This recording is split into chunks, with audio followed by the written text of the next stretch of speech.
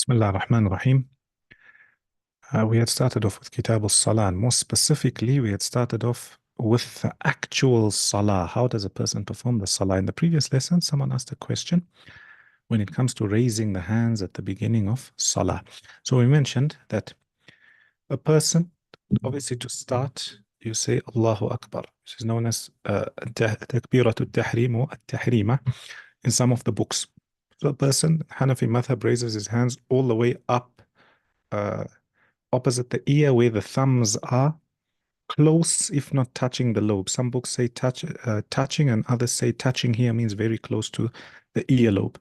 Then they say Allahu Akbar and they start the Salah. As for men. As for women, as mentioned in some of the Hanafi books again, as is in Hidayah, they say that for a woman she can raise her hand up to the shoulder because it's more covering for her. They say astar laha. So for the man, all the way up to here, and for the woman, to the shoulder. And then we said once they say Allahu Akbar, as for the man, he grips his hand like this, the small finger and the thumb go around the wrist, and the other three there, and he puts his hand to rest below the navel or the belly button. As for a woman, right hand on top of the left hand, and that's just below the breast. Okay, so that we had said when a person starts the salah, that's the beginning. Thereafter, we had stopped where we're speaking about recitation. So all this we spoke about the actions to get into salah before beginning. Then we come to the actual recitation. What does a person recite? So the first thing mentioned in the books is he recites what's called athana or dua ul-istiftah. Different madhahib have different ways of reciting dua ul-istiftah, a beginning dua before starting the salah. One, the Hanafi madhab as well as some of the others. The person says, Subhanaka Allahumma wa bihamdika wa tabaraka ismuka wa ta'ala jadduka wa la ilaha ghayruk. I'm sure most of you know that dua. Basically, a dua to praise Allah subhanahu wa ta'ala. Bearing in mind that it's not compulsory. This dua is not compulsory. So after a person has tied his hands, then the first is this thana or dua. سبحانك اللهم وبحمدك وتبارك اسمك وتعالى جدك ولا إله غيرك. Thereafter, because a person is going to start to recite the Quran, they start off with what's called the ta'awudh, where you seek Allah's protection. So you say, أعوذ بالله من الشيطان الرجيم.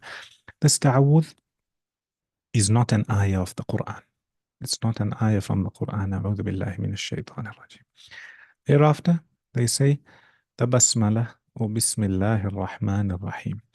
In the Hanafi madhab, both of these are said silently, sirran, including this beginning dua is also silent. So again, person says Allahu Akbar after they've tied their hands. Subhanaka Allahumma wa bihamdika wa tabaraka ismuka wa ta'ala jadduka wa la ilaha ghayruk.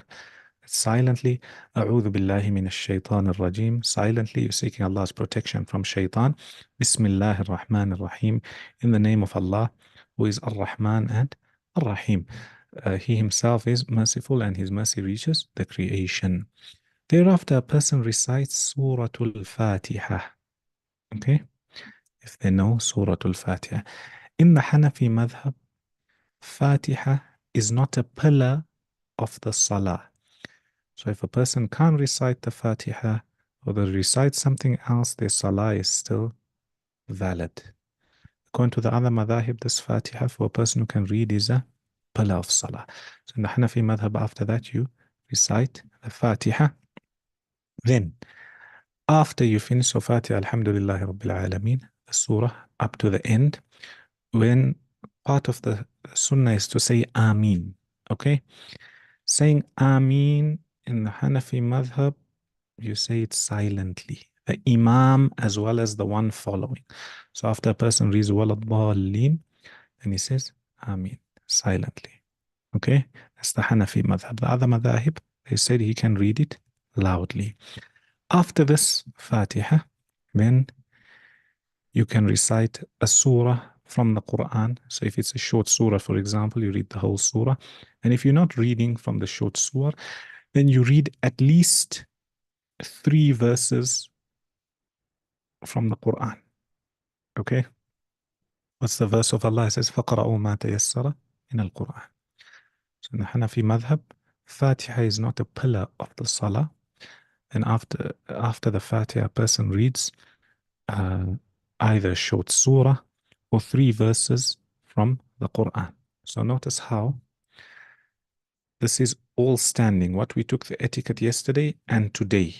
All this is they describing the Salah. Later on, they'll tell you what's compulsory, what's not compulsory. Few of the things I did mention. Thereafter, after a person finishes reciting whatever they're reciting, now they're ready to go into ruku'. They're ready to bow. So the first thing they say here is Allahu Akbar. Okay, this is called takbiratul intiqal.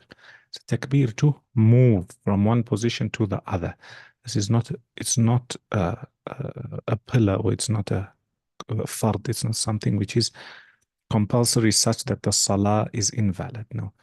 But a person says Allahu Akbar and they go down into ruku'. In the Hanafi madhab, a person doesn't raise their hands when going down before ruku' or getting up from ruku'. Okay? Then, how does a person make ruku'? When they go down into ruku', just man, this is a person standing and say Allahu Akbar. Okay? They must make sure that the head and the back, everything is straight. So the head shouldn't be too far down or too far up.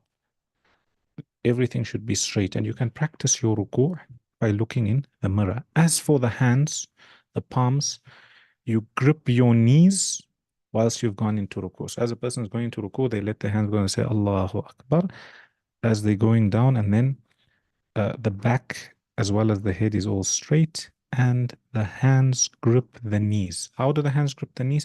They say whilst the fingers are spread out. So not just putting your hand on your knee, literally holding it like this.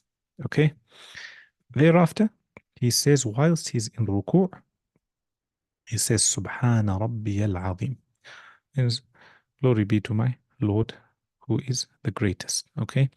The minimum to say is 3 times. They say that's the least in terms of that. Okay? More than that will be sunnah. So here a person says Allahu Akbar, and they go down like this, and make sure they're straight, make sure the hands are gripping the knees. They say Subhana Rabbi al-Azim 3 times.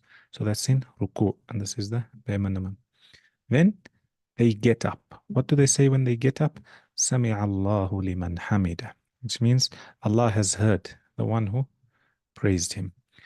Now, here again, so this is now when he's getting up from ruku'. Again, when he's getting up, what do you? If a person is reading Salah alone, then he says Sami'a Allahu liman hamida, and he also says Rabbana lakal hamd. If a person is the Imam,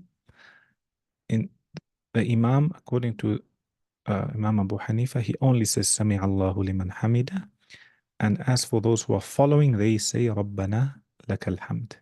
Okay, so that's one opinion, is that the Imam, when he's leading the Salah, he says this, and the Ma'mum, the one following, says this. The other opinion is the Imam can say both.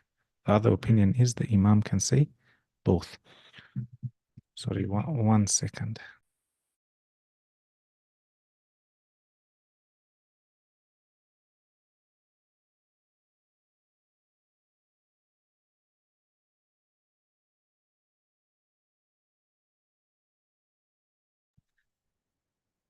So that's the Salah, from standing all the way up to ruku', all the way up to raising from ruku'. And inshallah,